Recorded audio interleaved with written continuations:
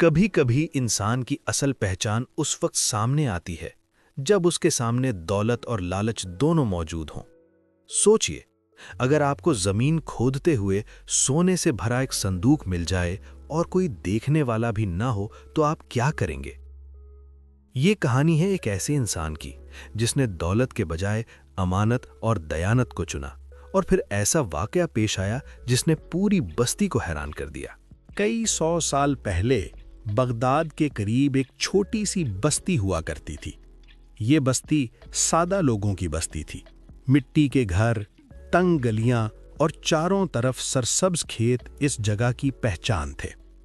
یہاں کے لوگ زیادہ دولت مند نہیں تھے، مگر ان کے دل صاف تھے اور زندگی سادہ تھی۔ اسی بستی میں ایک غریب مگر محنتی کسان رہتا تھا جس کا نام حسن تھا۔ حسن کا گزارا اپنے چھوٹے سے کھیت پر ہوتا تھا۔ وہ صبح سورج نکلنے سے پہلے اٹھ جاتا اور دن بھر اپنے کھیت میں محنت کرتا۔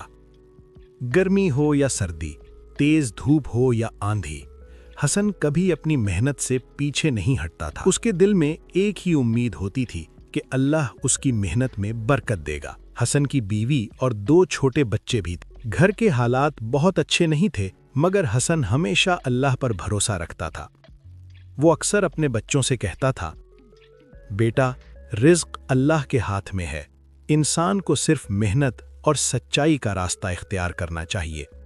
ایک دن حسن اپنے کھیت میں ہل چلا رہا تھا۔ سورج آسمان پر بلند ہو چکا تھا اور زمین سخت تھی۔ اچانک ہل کسی سخت چیز سے ٹکرا گیا۔ حسن نے حیرت سے ہل روک لیا۔ اس نے زمین کو تھوڑا سا کھودنا شروع کیا۔ کچھ ہی دیر بعد اسے مٹی کے اندر ایک پرانا لکڑی کا صندوق نظر آیا۔ حسن کا دل زور زور سے دھڑکنے لگا۔ اس نے آہستہ سے صندوق باہر نکالا۔ جب اس نے صندوق کا ڈھکن کھولا تو اس کی آنکھیں حیرت سے پھیل گئیں۔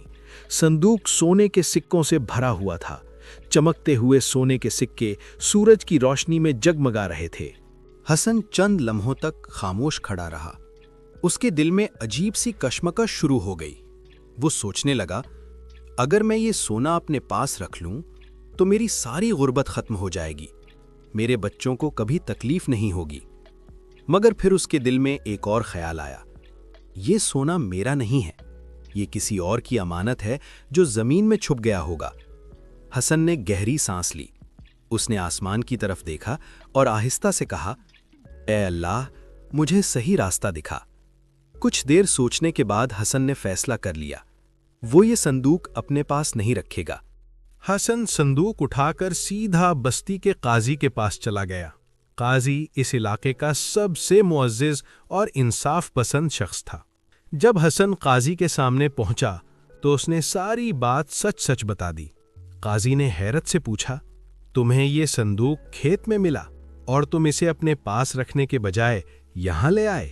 حسن نے عاجزی سے جواب دیا، حضور، یہ سونا میرا نہیں ہے، اگر میں اسے رکھ لوں تو یہ خیانت ہوگی۔ قاضی کچھ دیر تک حسن کو دیکھتا رہا۔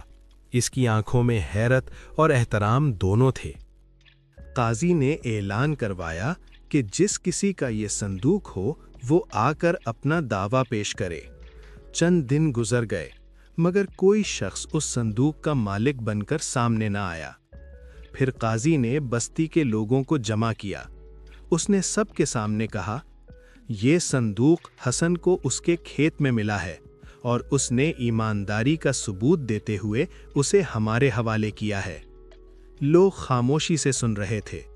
پھر قاضی نے کہا، ایسی دیانت اور امانت داری بہت کم لوگوں میں ہوتی ہے۔ چنانچہ قاضی نے فیصلہ سنایا، یہ صندوق حسن کے پاس ہی رہے گا، کیونکہ اس کی سچائی ثابت کر چکی ہے کہ وہ اس دولت کا اصل حقدار ہے۔ یہ سن کر حسن کی آنکھوں میں آنسو آ گئے۔ اس نے کہا، میں نے تو صرف سچائی کا راستہ اختیار کیا تھا، مجھے اس کا اتنا بڑا صلہ ملے گا یہ میں نے کبھی نہیں سوچا تھا۔ بستی کے لوگ بھی حسن کی ایمانداری سے بہت متاثر ہوئے۔ اس دن کے بعد حسن کی زندگی بدل گئی، مگر ایک چیز کبھی نہیں بدلی، اس کی سادگی اور شکر گزاری۔ حسن کی کہانی پورے علاقے میں مشہور ہو گئی۔ لوگ اپنے بچوں کو یہ قصہ سناتے اور کہتے، دولت انسان کو بڑا نہیں بناتی، اصل عظمت امانت اور سچائی میں ہوتی ہے۔ اور یاد رکھو، جب انسان اللہ کے لیے سچائی کا راستہ اختیار کرتا ہے تو اللہ اس کے لیے ایسی راہیں کھول دیتا ہے جن کا وہ تصور بھی نہیں کر سکتا۔